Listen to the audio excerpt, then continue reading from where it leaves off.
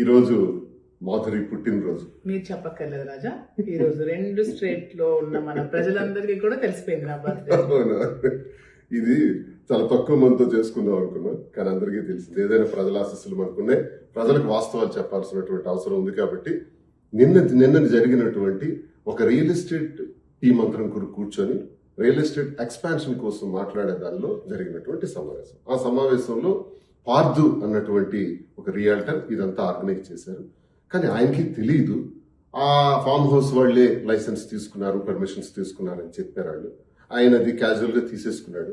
మరి కార్యక్రమాన్ని చేసిన తర్వాత మధ్యలో పోలీసులు 10కి ఇలా వచ్చారు. మేము 9:30కి అక్కడికి వెళ్ళాం.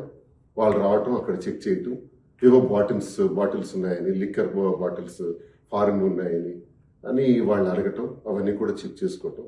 తర్వాత నన్ను కూడా వాళ్ళు చూడటం, చూసి సార్ మీరు ఇక్కడే ఉన్నారా, ఇక్కడ లైసెన్స్ లేదు, పర్మిషన్ లేకుండా ఇది జరుగుతుంది కాబట్టి మేము రావటం జరిగింది, ఇవన్నీ సీజ్ చేస్తున్నామండి అన్నారు.